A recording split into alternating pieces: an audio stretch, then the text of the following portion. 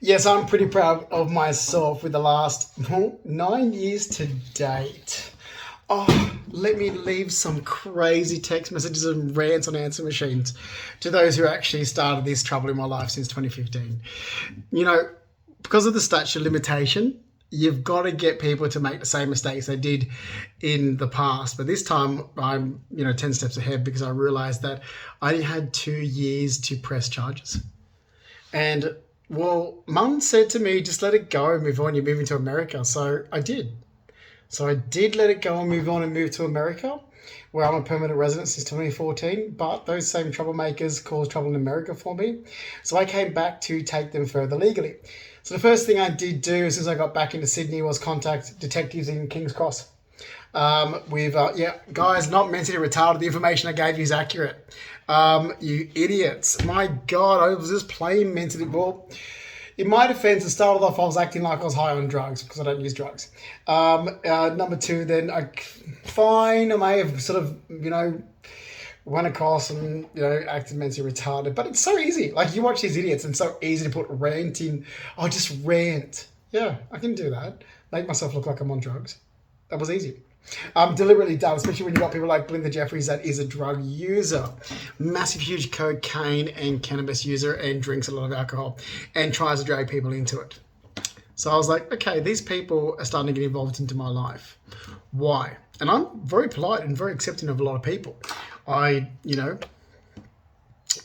course, I've lived most of my life in the city, grown up in Sydney, which I did. I only lived 6 years outside of Sydney, but my time was spent back home in Sydney, even when I was living barely 6 years out of Sydney. So I'm pretty, comfortable about being around all types of people. That's not a problem, except when you start sort of viewing me as somebody that I'm not. I'm like, yeah, that's your issue. Don't project your issue onto me. So look, what happened was I got lied about in 2015. I've said this before.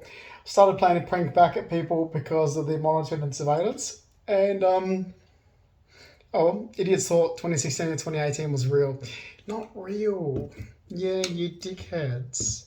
Wasn't real. I just wanted to prove that prying and privacy and confidentiality laws were broken. That was it.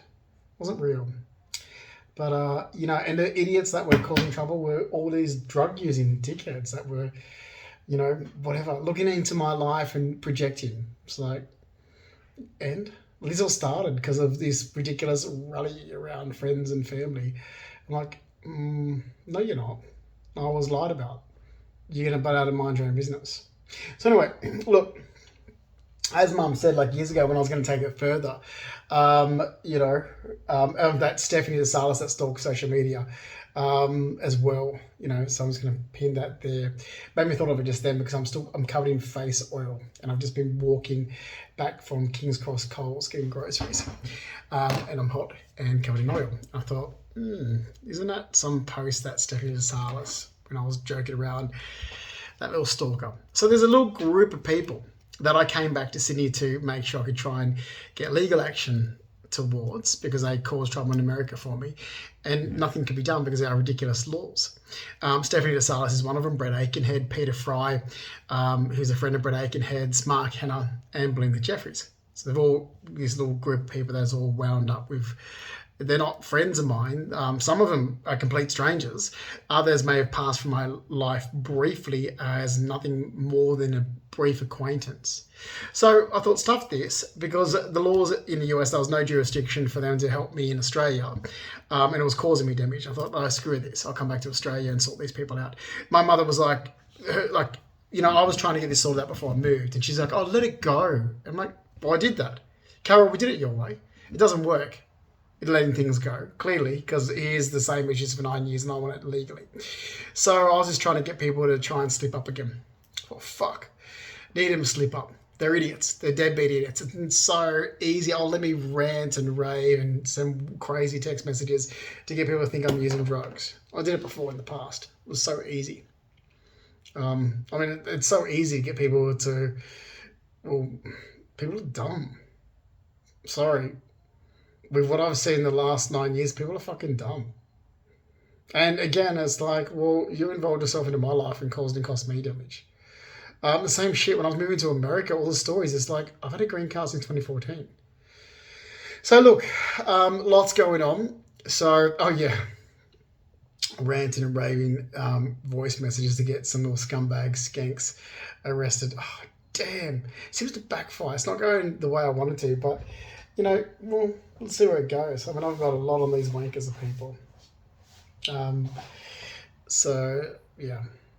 And I don't accept people who involve themselves in my life. Oh my God. The crap when Losers was looking into my apartment in 2017. It's like, okay. So you're breaking the law. Well, you're breaking the law. I mean, you can walk around in your apartment naked if you like. You're not breaking the law because it's your apartment. People who are looking in, that's breaking the law. Actually, even if you look into someone's apartment and you can see them having sex, that's actually a jail sentence. That goes beyond prying. So, oh God, it's a criminal offence. So if you're watching someone have sex in their apartment, and you get all huffy about it and ring the police are meant to be charging you because you're watching them have sex. Yeah, I know the law. And police don't. And police are idiots. Oh God. Police thought the acting scene in IGA, Audi and Coles was real. Let alone the little prank I played for the idiots. Walking up Cathedral Street, turning right on the Forbes Street 2018. They thought that was real. So they're dumb. I mean, sure, did I do it for a particular reason? Yes, it had. The only reason I did this for was because I was getting monitored surveillance and had prying laws broken into my life. I just wanted to prove it. That was it. And as for the family members that was told in 2015 when I was getting lied about to help correct it, they didn't, so I didn't really care. Like, honestly, I don't care. I have no desire to know anybody in Australia after the last 9 years. Seriously, anyone else gets a green card to America after studying like I did, after applying for it, going through the process, accepting the green card, having a break because of some health issues that went on, which they did, and trying to push myself in what I wanted to achieve before moving to America, and then I was stopped doing that. Anyone else gets to live their life. But because of I guess the people that are around me, my family's the worst. My mother, my sister, the worst. Oh, I don't ever want to see my twin sister Amanda ever again. We're done. After the last 9 years, we're done. I've made this perfectly clear. She couldn't care less if she dies tomorrow. She's dead to me years ago. And that's exactly how I feel, and I won't ever change that. If you have to lie and you can't get the truth told, then you're done. So, yeah. Look, this is damaged so much, and I won't have this damage the renewal of my green card at the end of this year. If it does, then find me a solicitor to work out a compensation for that. I have no desire to be part of Australia at all. I have no desire to settle in Australia. I didn't come back to Australia for any reason to be part of Australia or here or to connect with people. I didn't come back here because I missed people. Nothing. I came back here for a specific reason only because Australia felt entitled to cause trouble in America, and there was spreading of false information that prevented me living my life. So that's why I came back. And it cost me damages. It cost me 80,000 American. It cost me assets, belongings. Like what they were doing in America cost me a lot of money. Immigration cost me money. I have no desire to ever be anything except for someone that's born in Australia. That's it. Unfortunately, I was born in Australia. That's as far as it goes.